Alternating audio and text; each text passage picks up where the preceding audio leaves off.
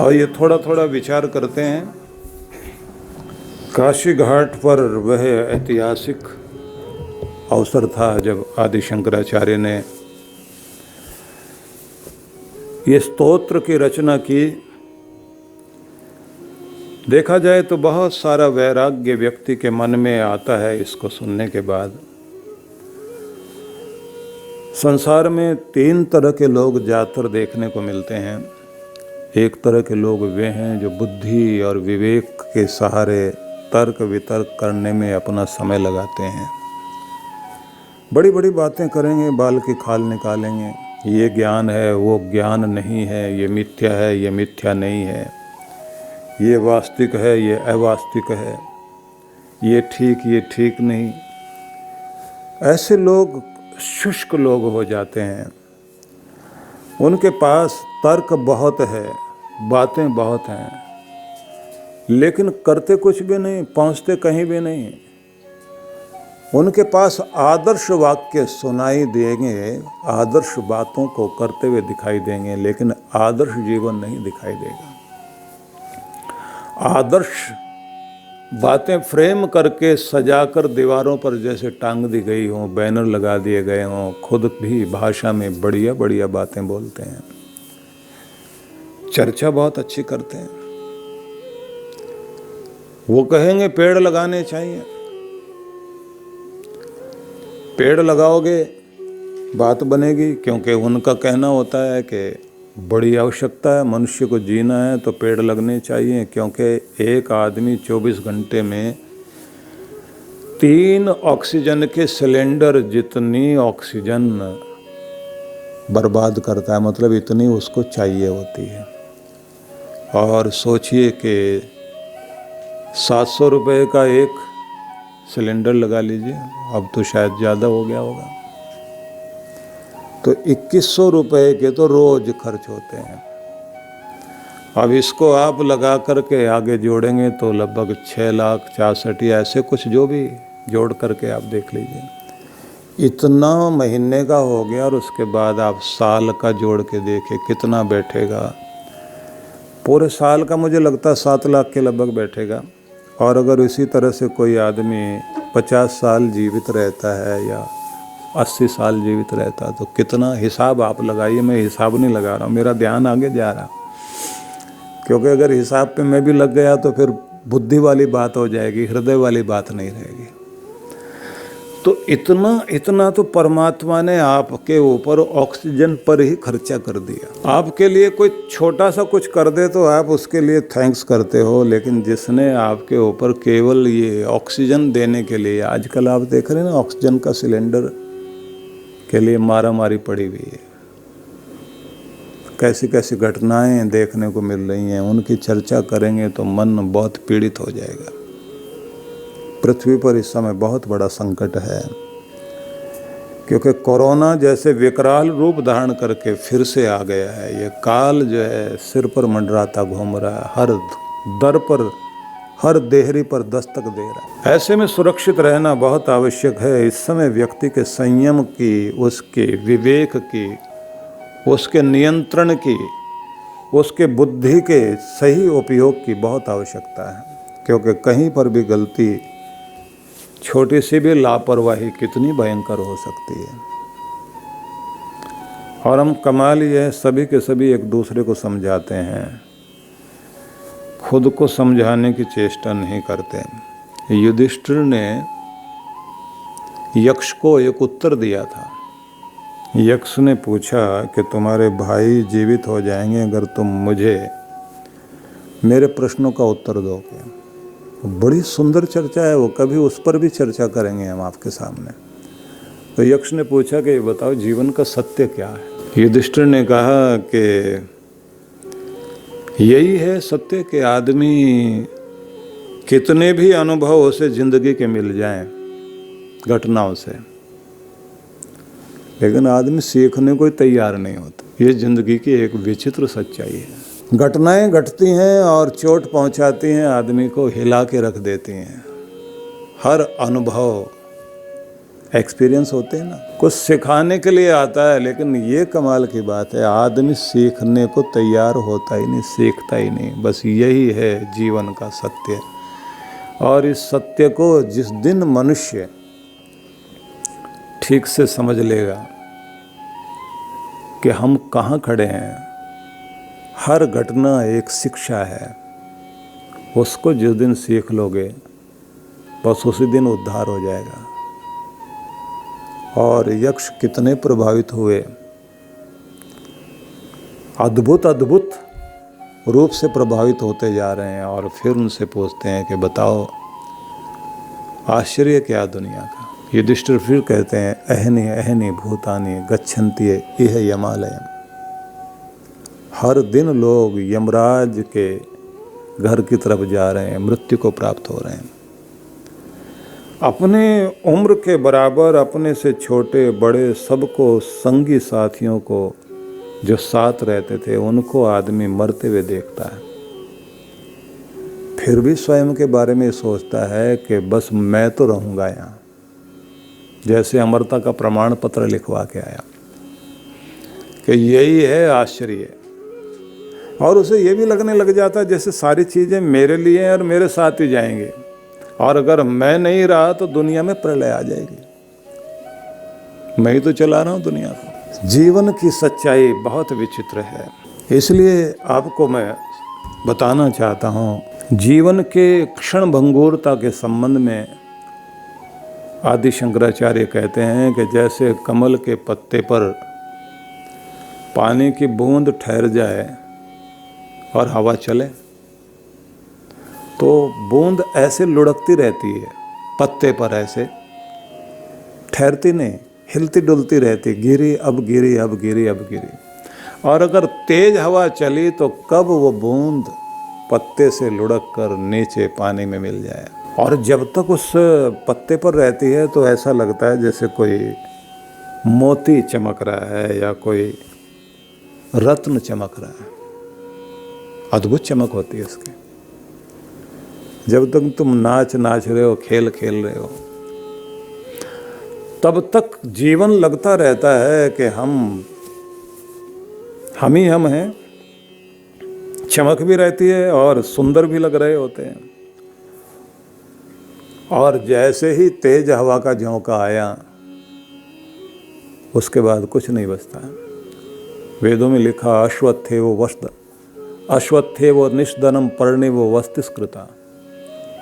संसार एक पीपल के पेड़ की तरह है, पर्णे वो वस्तिस्कृता, और उस पीपल के वृक्ष पर लगे हुए पत्ते पर ठहरे हुए जैसे बूंद होती है वैसे तुम्हारा जीवन उस पर ठहरा है कि कब हिल जाए और कब शरीर छोड़ जाए। चिंतन कर पाए हम लोग तो कल्याण हो सकता है। आपने जितने श्लोक सुने उनमें यह भी भाव था कि तुम कौन हो, कहाँ से आए हो, क्या तुम्हारा परिचय है, इसको भी तो जानो। मुझे ध्यान आता है कि जापान में एक पुराने साधुओं में, योगियों में एक परंपरा थी कि जब कोई व्यक्ति किसी गुरु के द्वार पर शिष्य जाता था तो जाकर के जैसे ही द्वार खटखटाता था तो द्वार खटखटाने के साथ साथ ही उससे एक प्रश्न किया जाता था, कौन हो, तुम्हारा असली चेहरा क्या है, उस चेहरे के बारे में बताओ जो तुम्हारे माता पिता के उत्पन्न होने से पहले भी तुम्हारा चेहरा था।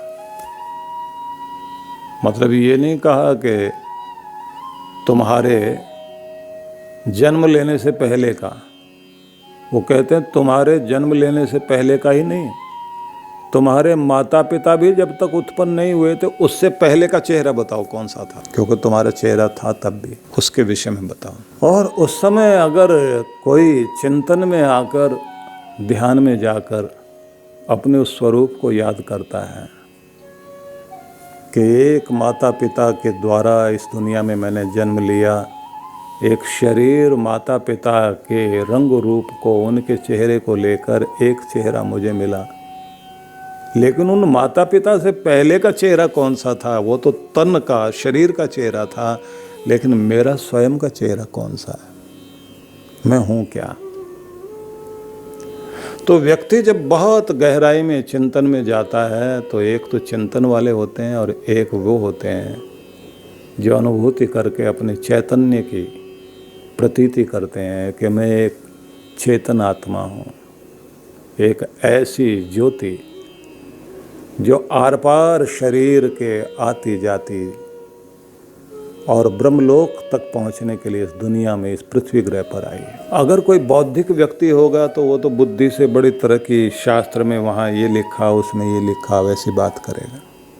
जैसे मैंने कहा था ना कि 3 तरह के लोग होते हैं। तो एक लोग तो वो होते हैं जो केवल बड़ी बड़ी बातें करेंगे। मैंने कहा ना कि हमें कितनी ऑक्सीजन की ज़रूरत पड़ती है। अब सोचिए 50 साल 80 साल कोई व्यक्ति जिया और कितनी ऑक्सीजन उसको भगवान ने दी, और मिली है पेड़ों से।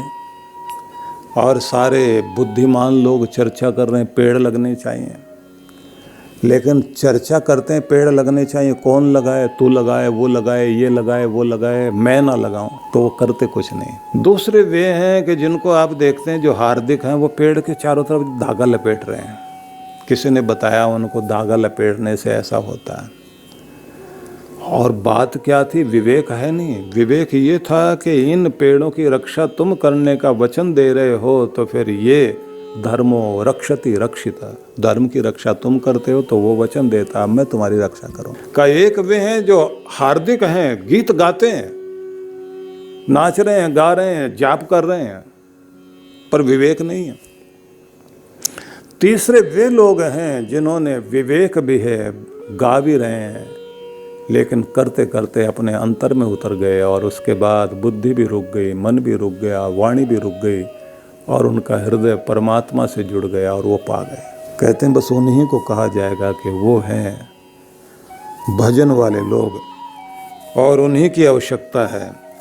पर ये बात ध्यान रख लीजिए, ये तभी संभव होगा जब आपकी ज़िंदगी में, जैसे शंकराचार्य को गुरु की प्राप्ति हुई, आप भी अपने गुरु तक पहुंच जाएं और अपने आप का दिया जला लें। आदि शंकराचार्य के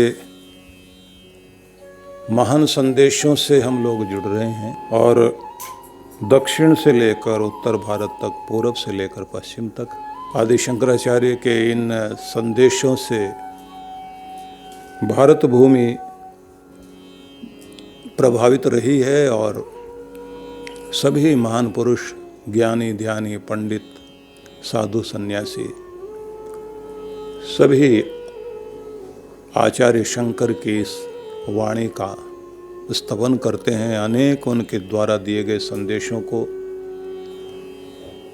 पाठ करते हैं, क्योंकि साधुओं के लिए तो प्रस्थान त्रयी आवश्यक मानी गई है और आचार्य शंकर के सभी वचन बहुत महत्वपूर्ण तो हैं ही, लेकिन जीवन से जोड़कर अपना कल्याण करने के लिए आवश्यक भी। हमारे जीवन की वास्तविकता को जगाने के लिए उन्होंने संदेश दिए। संदेश ये दिए कि जीवन के अंतिम भाग तक भी व्यक्ति दूसरों के ऊपर अपना प्रभाव जमाने में, झूठी शान में लगा रहता है।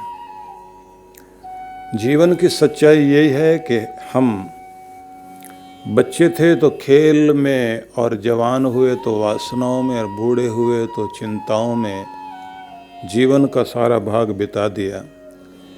लेकिन जिसको पाने के लिए आए थे वो जीवन में प्राप्त नहीं हुआ।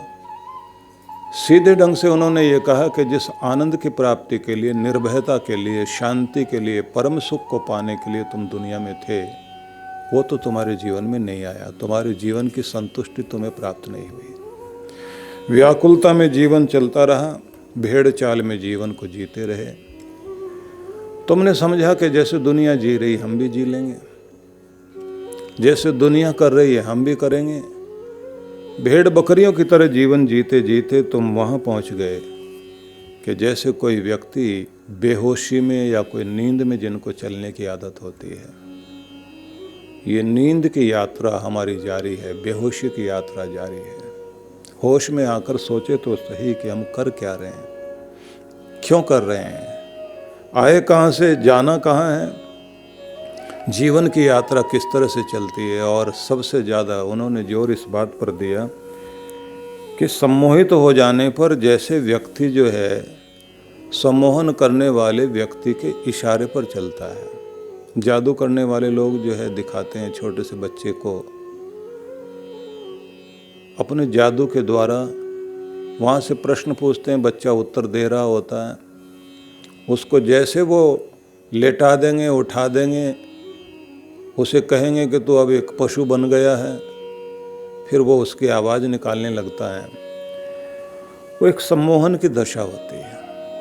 इसी को आम भाषा में लोग कहते हैं किसी ने जादू मंत्र कर दिया।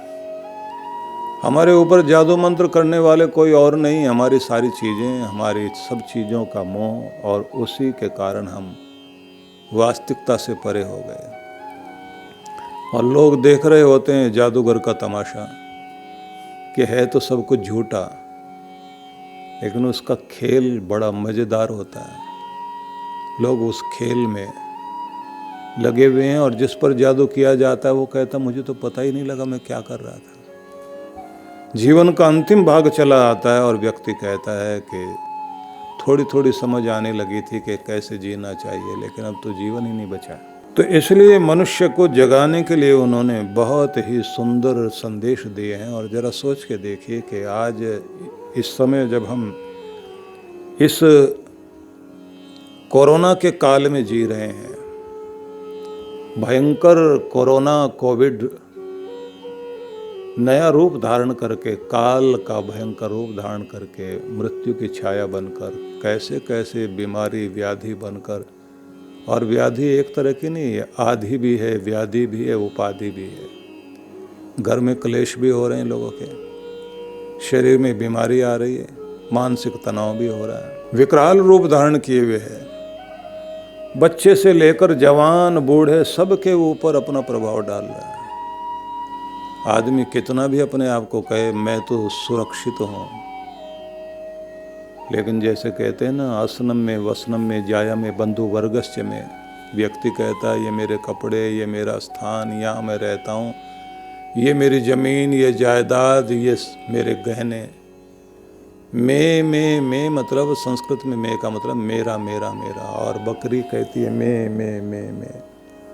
कालो हंति ब्रकोइव, काल जो है ऐसे पकड़ लेता, मारता है, जैसे भेड़िया जाकर के बकरियों के झुंड में उठाकर ले जाता है। ऐसे व्यक्ति की जिंदगी कि हम कितने भी फौज के घेरे में बैठे हुए हों, सुरक्षा के घेरे में बैठे हों, काल सब जगह पहुंचता है। तो जाने से पहले, चिता जलने से पहले अपनी चेतना जगाएं, अपने चैतन्य को जागृत कर लें।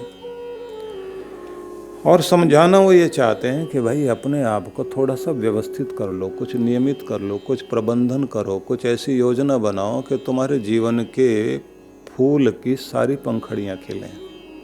एक दो पंखड़ियों से बात नहीं बनेगी। एक दो पंखड़ियाँ क्या हो सकती हैं, 4 पंखड़ी हो सकती हैं। जिसकी 16 पंखड़ी हों और वो 4 खिलें तो फूल अधूरा है ना। मतलब शरीर भी स्वस्थ हो जाए, घर परिवार ठीक हो जाए, पैसा भी आ जाए, बच्चे ठीक रहें, बस इतना, रिश्तेदार अपने मिलने वाले उसी के बीच में ज़िंदगी गुजारते हुए पूरा कर लें। इतना नहीं, पूरे फूल खिलें जीवन के अंदर, संतुष्टि भी हो, प्रसन्नता भी हो, खुशी भी हो, प्रेम भी हो, सद्भाव भी हो, अपने काम भी आओ, अपनों के काम भी आओ, समाज के काम भी आओ। और इससे भी ज़्यादा ज़रूरी चीज़ है कि तुम अपने परमात्मा से जुड़कर अपनी आत्मा को इतना पवित्र कर लो।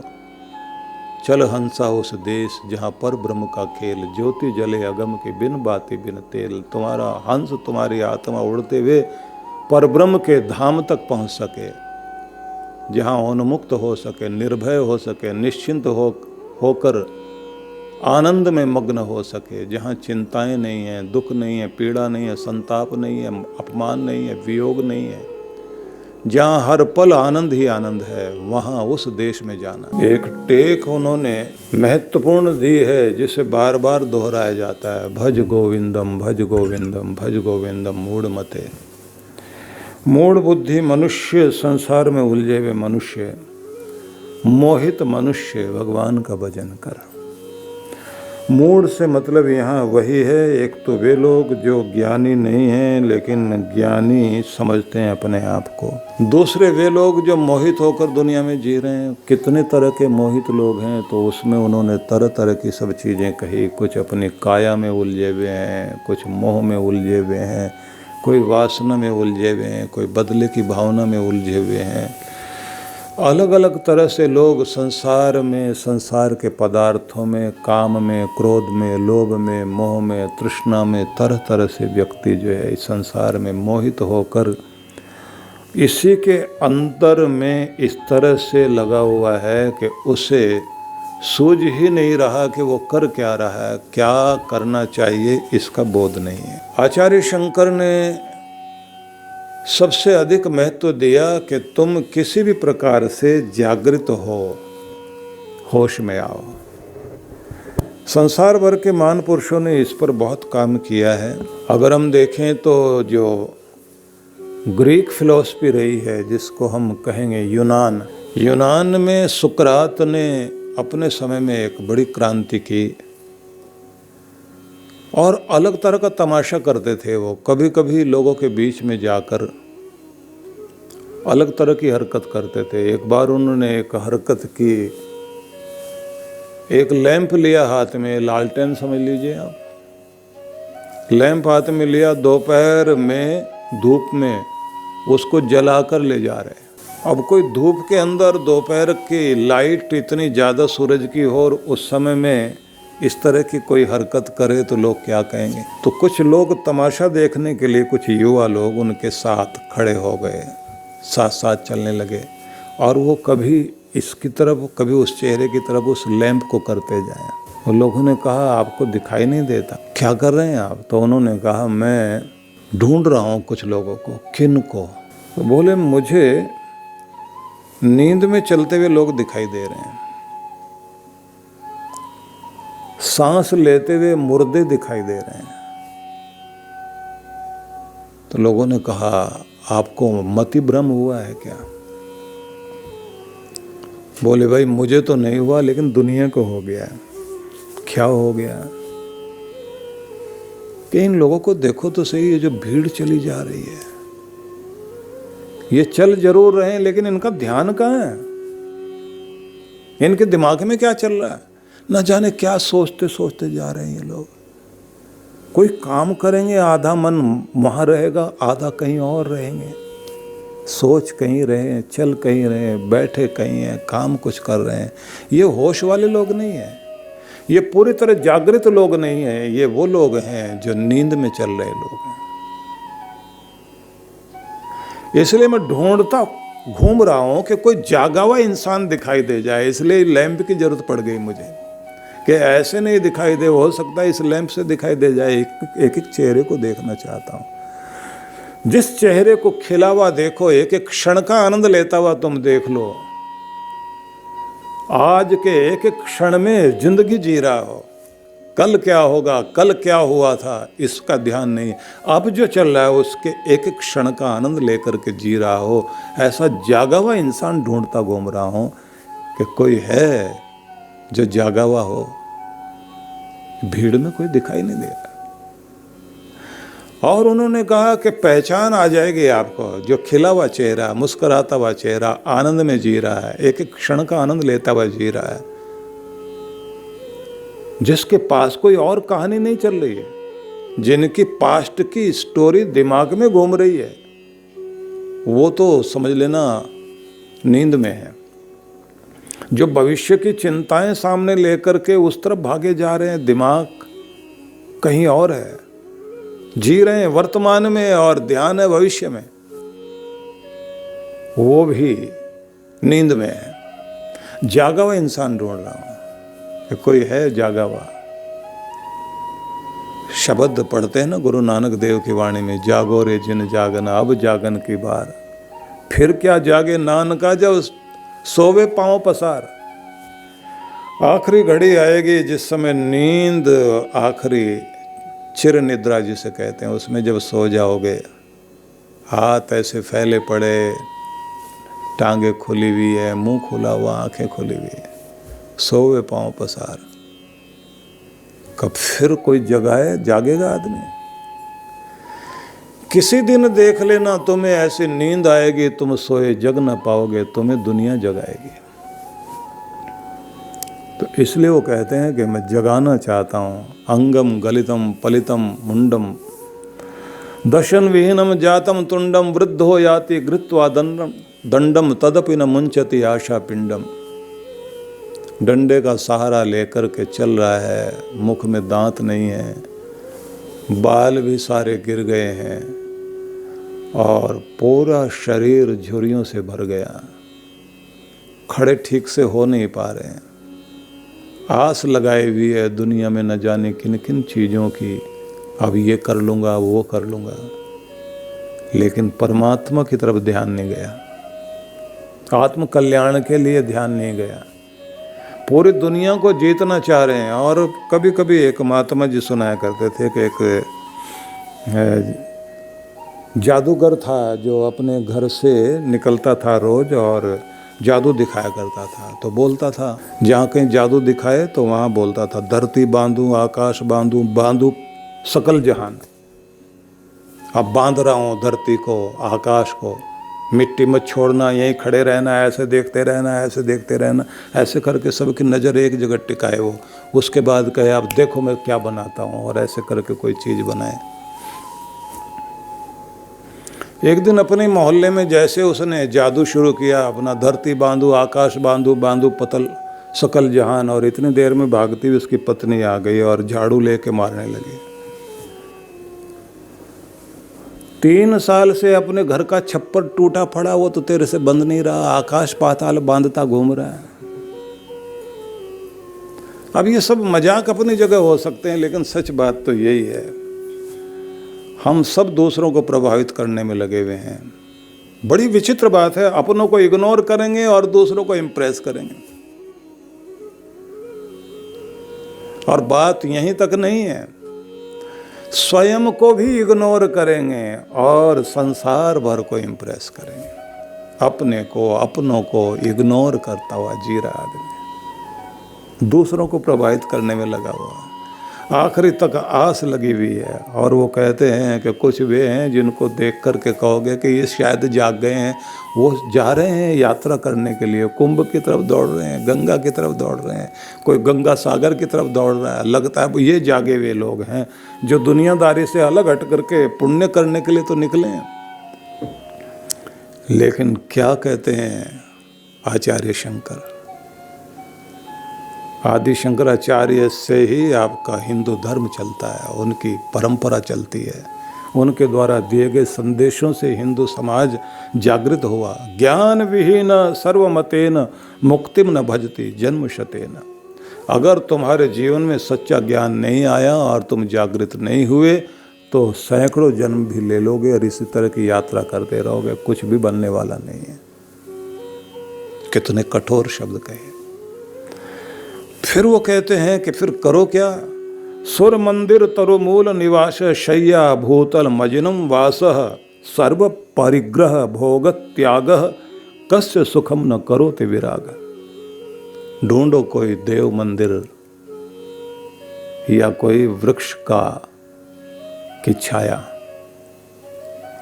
कोई सरोवर का किनारा, वहीं जाकर के अपनी शैया बिछाओ, मतलब आसन बिछाओ, और मृगछाला या कोई भी अच्छा आसन लेकर के संसार के जोड़ तोड़ से ऊपर उठकर भोग त्याग है और सब तरह के भोग वासना से ऊपर उठकर कस्य सुखम न करो ते विराग, तुम अपने वैराग्य से युक्त हो जाओ, क्योंकि वैराग्य से बढ़कर सुखदायी चीज कुछ भी नहीं है।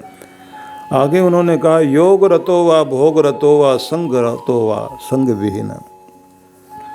कोई आदमी योग में लगा हुआ है या कोई फिर भोग में लगा हुआ है, कोई दुनिया की भीड़ के साथ में है या फिर कोई अकेला है।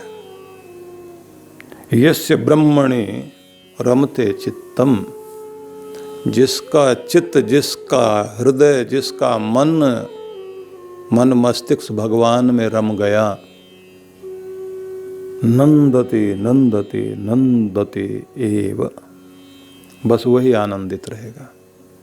मतलब ये नहीं कहा उन्होंने कि दुनिया छोड़कर भाग जाओ।